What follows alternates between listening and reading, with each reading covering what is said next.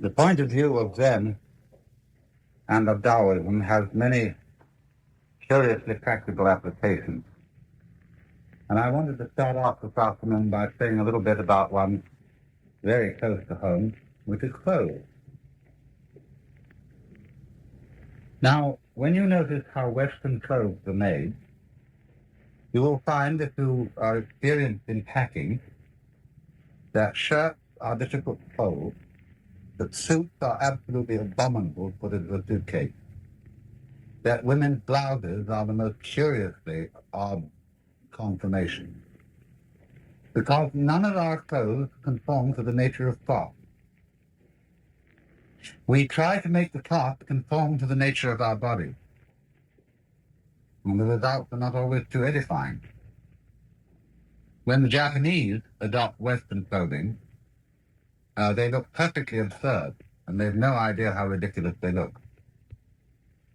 Especially at a formal wedding, when they wear striped trousers, cutaways, top hat, with the girl in the traditional kimono and white headdress. It's the funniest looking thing on earth to see this match. Now we, it is true, do not wear Japanese clothes really elegantly. They usually put it a bit down here, have a little bit of belly show.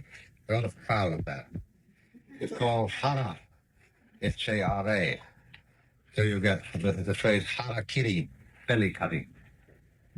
Not harikari, please, never say that. Harakiri, hara, belly, and the thing that really, if you practice then, you get a belly like a rock, so that if somebody kicks you in the tummy, they break their toes. Now, notice then, my sleeves are conveniently full of all sorts of things. I've got pipe and spectacles and things in there, and I stretch it out. But you see what happened here? The rectangular pattern of weaving cloth is followed. The whole of this thing is constructed on rectangles, and so it folds perfectly. And it's extraordinarily comfortable. And the cloth follows its own nature. And in following its own nature, it creates a garment of considerable dignity. When I see old ladies going around in frocks, and they get those hats on that are all little flowers all the way around, and then they get they're about this big around, and then they get a frock on, and they lean over, and you can see the tail of the slip underneath, and maybe you see where their stockings are rolled up just above their knees, and that sort of scene is just terrible. When you get to be a portly old lady, you should have something that really covers you. And likewise, when you become a popular old gentleman, you should get something that is a graceful, flowing affair. Yeah. I once asked a young Japanese who arrived in San Francisco. He'd never been in the West before, and he discussed Japanese dress and why it was being abandoned. There are two reasons why it's being abandoned in Japan, although it's superbly comfortable. One is you can't run for a bus in one.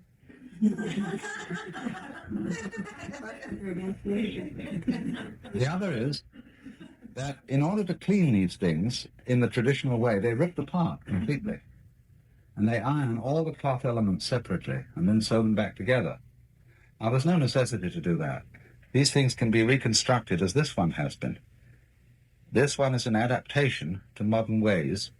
It's made of heavy cotton, and it can be sent to the cleaner, just like any ordinary suit.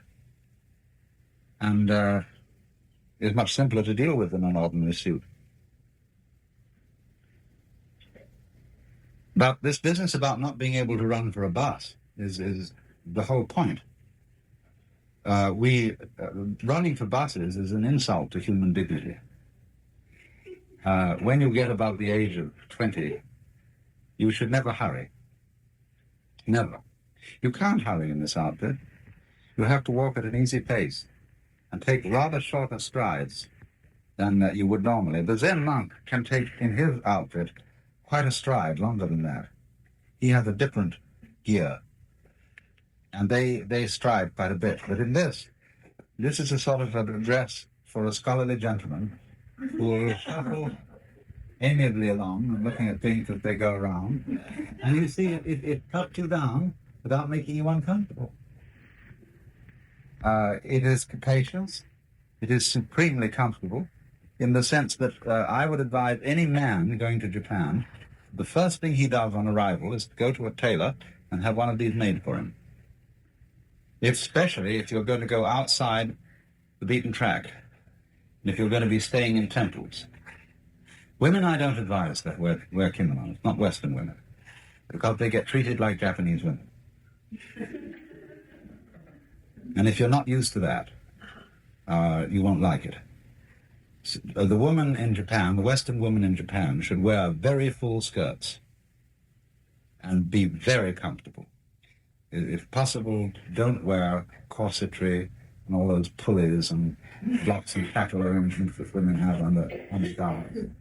Be very comfortable in full skirts. Slacks are not too well appreciated, but the Japanese girls are beginning to wear them. But I think for the Western woman to wear a full cotton or heavy cotton or wool skirt is the ideal thing, which can just flow around and be comfortable. But men, especially traveling out in the road, you'll find that one of the most uncomfortable things is to sit Japanese style wearing pants. Pants, in any case, are an effrontery to manhood. They're instruments of castration. And they should never have been worn by men. Pants are suitable for ladies, but not for men. Now, this is just an ordinary cold stone floor, but we found ourselves one morning in the great Zen temple of Eheji, and we were in this great open temple, floored, not with hard stone, but with Japanese tatami mats. And they're resilient and rather comfortable. There were about 500 Japanese pilgrims came there at 4 in the morning to sit and attend the Zen celebration. And the doors kept opening and drafts kept coming in. And there was a Japanese girl next to me wearing a sweater and slacks. And she was shivering and cold and sneezing. And then all our tour members who were dressed Western style were horribly uncomfortable. I had this thing. And you can huddle down onto the floor like that. And if you train, you have to train a little bit in this. It's a little hard on the ankles. But you open your heels, and you sit between your heels, and the matting is soft and you're completely covered up. Then you are warm and cozy. If you want to change and you get tired of doing that, you sit over that way like this, or to the other side. But you will remain all the time covered and warm and at ease in a world that is geared to the floor. You see, our world is terribly different. I mean, when I look at people in an auditorium like this, sitting on these particular kinds of chairs, I interiorly giggle, and I don't want to be rude, but they look like birds on perches. Human perches. Something has to hold you up, you see, and so on. Because we in our culture, you see, we're not properly grounded. Of course, the Chinese that invented the most uncomfortable furniture on earth, the formal Chinese teakwood chairs, are very comfortless but very dignified. The way they can sit on those things, and everybody is turned in a throne. But being mated to the floor is a very fascinating way of life.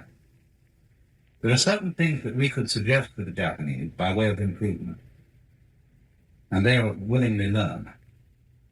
There are ways of stopping drafts that they haven't caught on to. There are ways of heating and there are ways of lighting that they don't understand and that we do. But they understand beds much better than we do. They understand birds much better than we do. And this life geared to the floor has this fascinating quality that you don't need to invest in an enormous amount of furniture. You know, the things that the bills we incur when we move, because we have to move these colossal, overstuffed couches, most of it look like gun emplacements.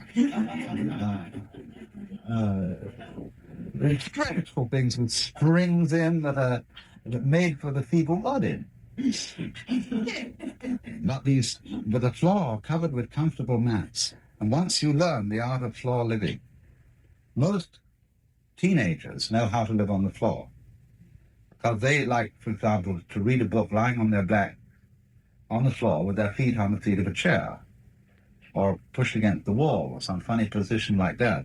And I find when I give lectures, and with a crowd, that the young people come to the front and sit all over the floor. Now, there's a Turkish proverb that he who sleeps on the floor will not fall out of bed. And there's a sense of getting grounded, you see, being with the earth. And that one of the principal factors of Zen meditation is that after a certain time of practice, you feel one with the globe of the earth, rooted like a tree. Now, I'm not trying to say that we are trees and ought to be rooted, but Mr. Fuller would thoroughly disagree with me and say that the whole marvel of a human being is that he learns to be unrooted, that he learns to be completely modal like a fish or a bird. And so that's true. But at the same time, to be able to relate to the ground and live on the ground and do without furniture is a great advantage, and especially an advantage of this kind of clothing. Now, you see, when a Japanese businessman goes home in the evening, he's been wearing Western clothes. He's wearing a regular business suit and a black necktie, and he's miserably uncomfortable all day, but he looks right. The minute he gets home, he puts on what's called a yukata. A yukata is a cotton kimono, usually made of striped material, rather light. In summer, it is very thin cotton, and in winter, it is padded. But this is a bathrobe, essentially.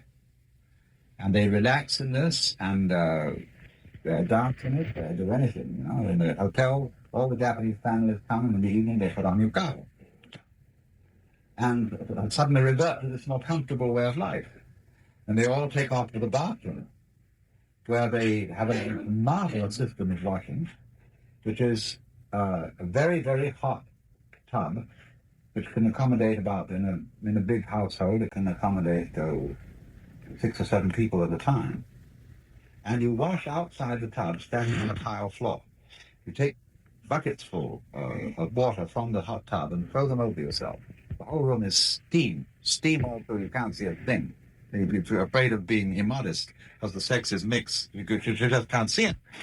And so you wash off with soap outside, rinse off, then you get in the bathtub and you sit. And you talk. Conversation, you sit until you can't stand it. You've had enough. Then you can go back to your room, and if you live in a private home, make a telephone call in advance. So if you live in a hotel, the manager does it for you, and you get a masseuse. Male or female, very often blind. And before you go to sleep, they'll come and they will use their fingers like little nibblers. They're not these kind of tough finish masseurs who go boing, bang, and knock you about. But the very, very subtle vibration of the nerve ends. And you go to sleep. It's great. And this is, you see, a highly civilized way of living. This is an aspect. I'm just saying these things to talk about clothes and bathtubs and rooms to show this very important point that Zen Buddhism is not like we think of religion as being spiritual. I remember years and years ago, in 1936, at the World Congress of Faiths in London, we had a meeting of all the faiths. And there was the final meeting, which was a great auditorium in Queen's Hall in London. And the chief representatives of the different religions were asked to speak on the supreme spiritual ideal. Well, you can imagine what an opportunity for hot air that was. And people got up and they talked about this abstraction and that abstraction and brotherly love, and it became sickening. Finally, little old Suzuki got up with his eyebrows going like this. And he said, I am asked this evening to talk about supreme spiritual ideal. I'm not at all sure what word spiritual means, so I look it up in the dictionary. I cannot understand it.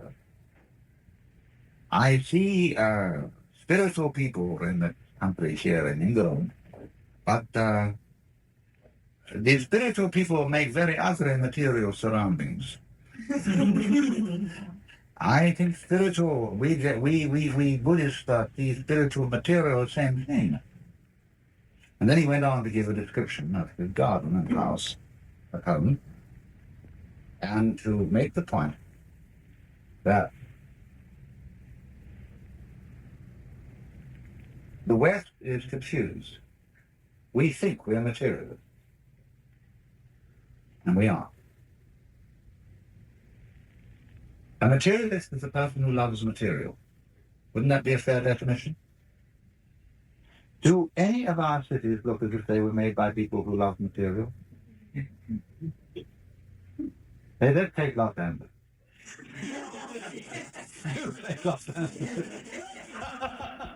It is a junk heap. It is made by people devoted to the conversion of material into rubbish as fast as possible. I mean, lots of the things we make are rubbish even before they're thrown away. We can't cook properly. I mean, some of them can in our home, and a few elegant restaurants. But by and large, the food that you buy in a journey across the country is fried and rancid afterwards. To quote Lucius D. It is just not love. It's made by people who know that it's good food, and you ought to eat it. And it's all scrubbed in soap before being served. And it's, but it's terrible food. Because the people who made it didn't love material. We are devoted, you see, in this war against nature to abolish the limitations of time and space. So we've got these jet planes. Now, jet planes are made by true materialists. They are beautiful pieces of engineering. And those people, they love steel. They love wiring and electricity. They know they can make it. But the use to which this thing is put, instead of being for a marvelous entertainment, that zoom as you go off, and they're so maneuverable. These poor pilots have to keep them still like that just for the little passenger. But actually, out of one of these jet planes, you can have a real ride. They're tremendously tough, beautifully airworthy.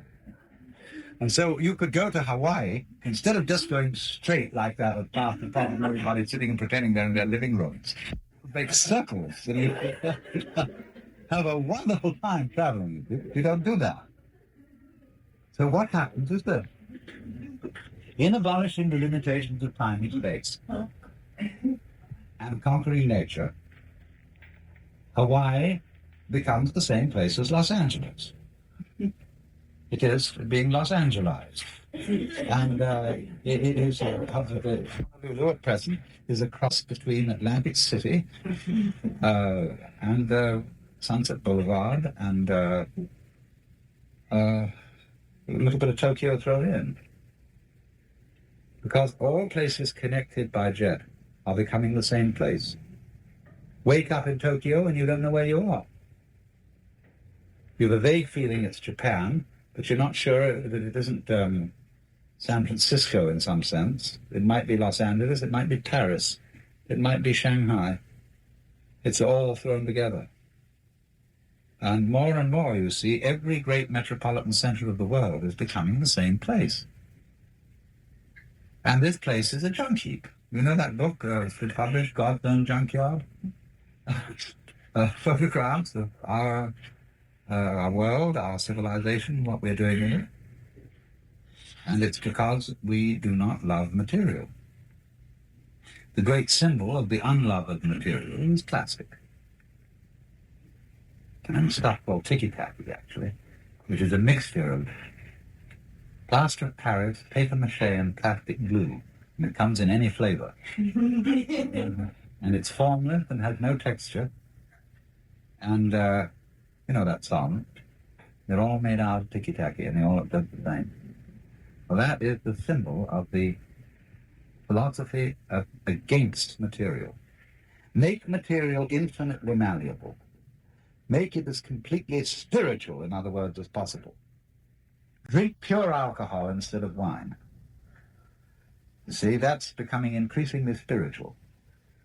Because what the spiritual person is looking for is kicks. In the sense of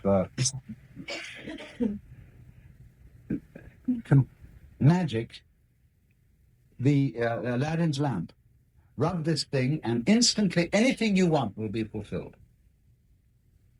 And that is the one situation that nobody really wants, if you think about it. Let's take it in regard to sex.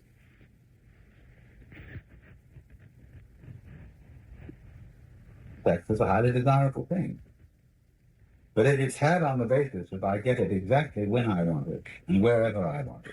It ceases to be interesting. I'm very liberal on these matters, but there is nothing more sexually discouraging than a nudist camp, where everything is shown and it becomes boring. Because you see, the nature of the universe, as I said in the beginning, it's the dynamics of being are now you see it, now you don't. And that's also the basis of coquetry. Women in particular, who are artists in coquetry, should be a little difficult. They should cover up. They should conceal themselves. They're going to reveal later on, but not now. And if you don't have that kind of element in life, you've lost the point. So in the same way, if there is no distance to travel between one place and another, it's not worth going there. In Japanese architecture, for example, they don't believe in picture windows, except occasionally they have them. They, on the whole, feel that if there is a view to be seen, you ought to make a little effort to go and look at it, so that when you look at the view, you don't do anything else. So you don't take the view for granted. So you climb up a little stairway at a certain point where there is a moon viewing platform which looks out over a garden in a certain way. And then you can devote yourself to the view. But we believe in living in goldfish bowls. And we have these marvelous views, but before you know where you are, the view is somebody else's picture window looking at yours. And there's no privacy. Privacy is another important thing, especially when population is increasing, and from which we have many lessons to learn from Japanese and Chinese architecture. The art, you see, when you live in a household where everything is made of paper, you can hear everything that goes on. All belly rumbles and such intimate noises are perfect public property that you get to learn not to notice. They learn to see without looking and to hear without listening. And they manage to create marvelous privacy by the use of space, by the use of screens, and by using small interior areas to build gardens that in their architecture suggest huge interior spaces. Somebody in a small garden copies a Chinese painting, a great landscape of mountains and rivers. Doesn't do it, though. You must avoid, when you make a Japanese garden, please don't use toy stone lanterns, bridges, bronze stalks, and anything like that. That's just terrible. It's con. I must sometime give a whole lecture on bad taste in Oriental art. But don't use those things. Avoid them like the plague. You should use nothing but sand and rock and plants and moss, particularly. Water. Oh, yes. No, but even if that's sometimes expensive, that's the point. If you can afford water, for example, in Kyoto, the gardens that can afford water very often have it piped in from the hill springs in bamboo tubes. And you know how those bamboo tubes come out over a stone where the top of the stone has been hollowed out into a pool. And that water is flowing down all the time into that. And the sound goes on and on and on, and there's a dipper there you can pick up and drink if you want to. But that's a luxury. And it's a luxury in Southern California, really. We oughtn't to have it. Too little water here. But so the artist makes his streams out of sand, and he rakes the sand in such a way that it becomes water. So with nothing but sand and rock, the most famous garden in the world is Ryoanji, which is made of nothing but sand and rock. And it suggests either a beach or an ocean with islands. It doesn't supposed to mean anything. Unfortunately, when you go there, the tourist sort of trade issues little pamphlets in English on what each one of the rocks means. The person who did this had no such thing in mind. There was also a very, very funny Zen priest at another festival called Zen, who doesn't speak very good English, but has memorized a beautiful lecture in English, which he gives on the spiritual meaning of the rock and sand garden, how you progress from the hard, crunchy rocks of human passions to the pure void of nirvana, where there's a large expanse with nothing in it but two mounds of sand on sand. You can hardly see them. And he gives this with great style and verve. And one day I tweeted, said, you seem to think that this garden means something. He said to me, the trouble with you is you're too skillful with words. But he's a very nice fellow. But he's got a little racket going there, you know, the tourist life. They have to have an explanation. They want to know what it means. People always take hold of a piece of Chinese art and say, what does that symbolize? Well, very often it doesn't symbolize anything. Now here we come, you see, to a most important point about all this. What we call the meaning of life. And you can't really appreciate this without being a materialist. Words have meanings, because every word refers to something other than itself. The word water refers to a certain drinkable experience, and you know what water means if you had that experience.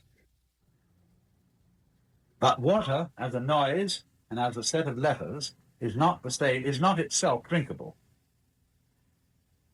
And so we could have a kind of a Zen saying, water cannot be drunk. You would now get the meaning of that, wouldn't you? It's terribly important, therefore, not to get hooked on words. Because to get hooked on words is the same thing as to get hooked, say, on money. Money symbolizes wealth in the same way that words symbolize the physical world of nature. Now, money is a very poor diet. You can't eat it. About the only thing that you can do practically with money is use it for wallpaper. But yet people value money more than they value wealth. You know this experience when you go to a supermarket and you come up with your cart full of all these things you bought. And the clerk rings up the thing and finally hands you a strip of paper about so long and says, $30, please. And people feel a little bit gloomy. $30, go on. But you've got the stuff in the basket.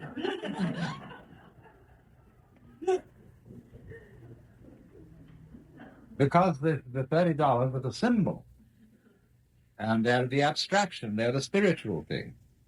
The stuff in the basket is the reality, that's the material thing. Okay. To be a materialist and to reverence material is to begin to understand, you see, the secret of life.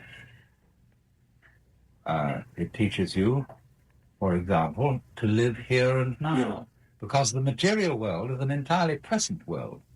There is no past material world. There is no future material world. Past and future are purely abstract worlds. They're worlds one can think about, that have happened and have gone, but can be preserved in memory symbols. And the future world is a world that may happen. But the real world is entirely now. The great problem for mankind, you see, is to relate to the real world, which I will call the material world. To live in it, to be here. And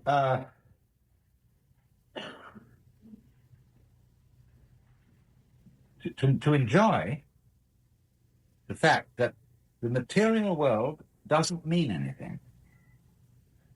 Now, see, this is very difficult for us to predict, because when we say something is meaningless, we mean it's a washout. It is no good. Words are meaningful. Now, supposing things were like words, supposing this bamboo meant something, like a word means something. What does this bamboo mean? Is it supposed to have some significance? To be a sign pointing to something beyond itself? Of course not. This is it. This fantastic creature, which goes like this, that's the point. That's what life is about. And if you can't see that, you can't see anything. So when they ask in Zen, what is the Buddha, which means what is the principle of enlightenment, the ultimate reality, the answer is the bamboo tree in the garden. But that's not saying, you see, this is not being Philistine philosophy, which says to people, stop asking silly questions and get on with your dinners. You know, like you might say to some sort of inquisitive child. It's not that. But if you understand that this now reality, symbols refer to past and future, remember, to the elsewhere, to the non-here and now. If you understand this here and now, you are there. You've arrived. And there are no further problems. So when they say in the Hindu tradition, Tattvamasi, that art thou, or this world is Brahman, which means the witch than which there is no witcher, they mean just that. Just exactly that. Arrived here. But here, you can't understand it if you look for meaning in it. When Rinzai, a great Chinese Zen master, was asked, what is the meaning of Buddhism? He said, if there is any meaning in it, I myself am not delivered.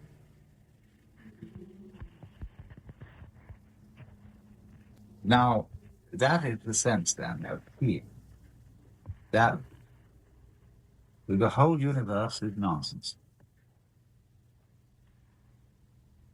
That just as you could hear Hindu musicians when they sometimes play rhythms, they go dit-dee, dit-da, dit-dee, dit-da, dit-da, dit-da, dit-da, dit-da, dit-da, dit-da, dit-da, dit-da, dit-da, dit-da, dit-da, dit-da, dit-da, and they make all kinds of funny noises like that. What's it all about? When we like to dance, clap hands. Most people do. Most people like to spend most of their free time engaged in some kind of a rhythmic activity. Singing, dancing, hitting balls around greens, various things of that kind are absolutely pointless. But hooray! I mean, what are birds singing about? The mockingbird gets up there and makes this extraordinary noises. It's very artful. mockingbirds have learned to imitate nightingales. There are no nightingales in the United States, but people play records of nightingales when they play Respighi's Birds of Rome. And the mockingbirds of Southern California have picked up the nightingale song. But these are ridiculous birds. They go on and they make all these noises, but there's no point to it, except doing that. So the whole universe is doing that, it's playing. And we take it seriously. We say, what do you mean? So a Zen master once wrote this poem when he was about to die. He said, from the bathtub to the bathtub, I have uttered stuff and nonsense. Bathtub in which the baby is washed at birth, and the bathtub in which the corpse is hot before burial. All the time I've been talking now.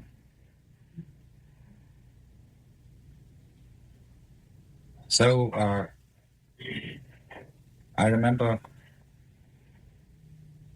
a letter which the great Sokean Sasaki, who was the New York Zen teacher for many years, wrote to one of his former students who aspired to be a novelist and who wanted to write novels which would help people understand Zen. He said, you mustn't do that. He said, you, my friend, are raising waves when no wind is blowing. Don't write any story to the human being. Write it to the great sky. That here I am studying Buddhism 50 years, and all I have learned in this time is great nonsense. It is spring today, and I go out to get my shoe shine. And there is the shoe shine boy, shining a lady's shoe and holding her ankle, and two nuns go by in their ghostly black robes, and he looks at them and winks at me, and this wink doesn't mean anything. You think of the great storytellers, Fanny Hurst, O. Henry, so on. They don't have any message. They're just talking about life in a beautiful way, as it rolls on, as the water flows. That is the great art. You do that. So in the same way that we had some time ago a discussion in Kyoto with Morimoto Roshi, a marvelous dinner party, and we were talking about the work that is being done in Japan to translate Zen literature into English. And Morimoto Roshi shook his head and said, I don't think that's necessary. He said, you can use any book you like to teach Zen. You can use the dictionary. He said, I make a koan to my students. What is the first word in the dictionary? Think that one over. Or he said you could use the Bible. You could use Alice in Wonderland. He said, after all, the sound of the rain needs no translation. That's the most interesting thing I heard in Japan, except the sound of the rain. When we were having an early morning lecture from the Roshi, Oda Roshi at Daitokuchi, one of the great Zen temples in Kyoto, it was a very interesting affair because they came in and they beat all sorts of drums and rang bells and they got marvelous rhythms going on these things. And they made obeisances to the Buddha, and the Roshi laid out a carpet and prostrated himself several times to the Buddha in preparation for giving the Buddha a lecture. And the Buddha sits on one throne, his image, and immediately opposite on another throne is the Roshi. And he engages in a dialogue. And one of the students takes a book stand and holds it up in front of him. And from this he reads, he had this, big rosary, like this, little background, and he gives on this lecture, the commentary on the great Zen classics. And everybody is handed copies of it in Chinese. There are a whole bunch of kind of weird swinging Westerners who go in and sit on the tubes. And they all read this. And So the monks sit opposite on one side of the room, and all the Western visiting students sit on the other side, and he gives this lecture. Well, in the middle of it, it started raining. And the rain came down on that roof like thunder. He didn't raise his voice. Slightest difference went straight on. It doesn't make it. What you hear makes no difference. Just listen to the sound of the voice. Now, I can explain this to you in a poem that we've written, but this regards letting you in on a little bit of scholarly information I did once for you. There's another sect of Buddhism, other than Zen, which is called Shinshu, which means the true school. Or Jodo Shinshu means the pure land of true school. And this is the easy way of bathing.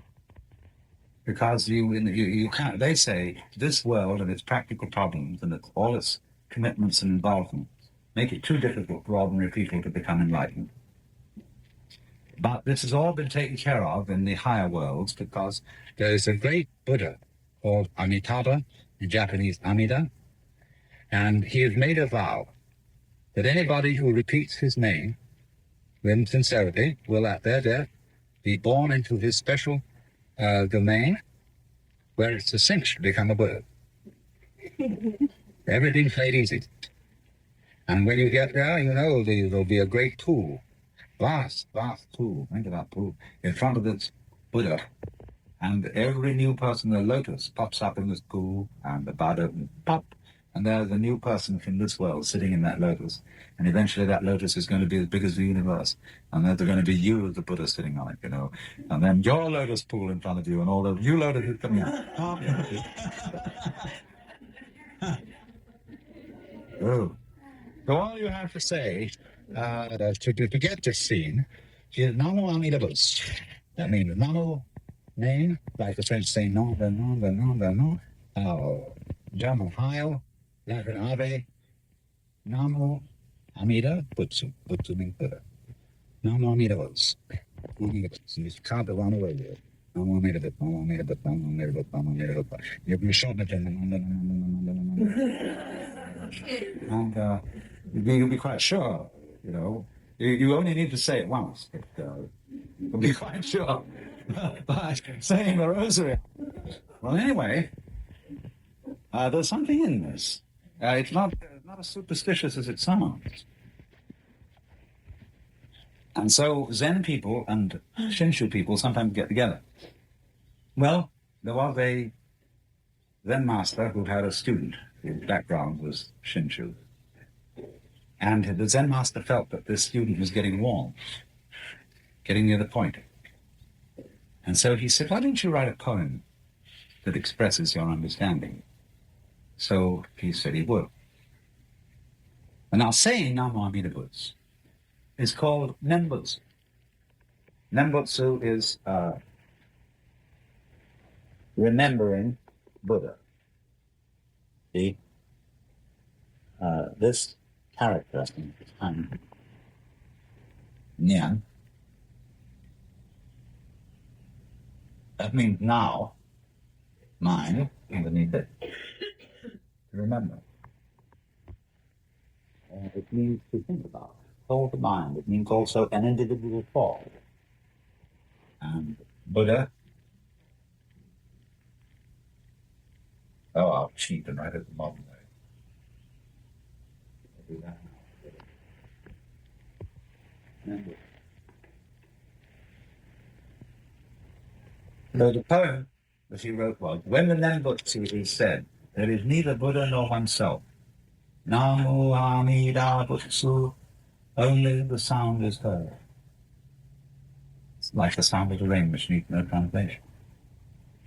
But the Zen master said, it's all right as far as it goes, but it's not perfect. Write it again. The man thought it over and came back with another form of the poem that said, when the Nembutsu said, there is neither Buddha nor oneself. Namo Amida Butsu. Namo Amida Butsu. My criticism is that he added one line too many.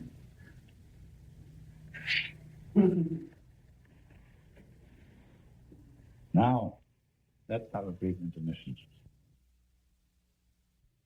This is KPFK Los Angeles. We have just heard Allan Watts with Part 4, concluding the seminar Zen and the Art of Controlled Accidents. The talk we just heard, Part 4, concluding the seminar Zen and the Art of Controlled Accidents. Thank you.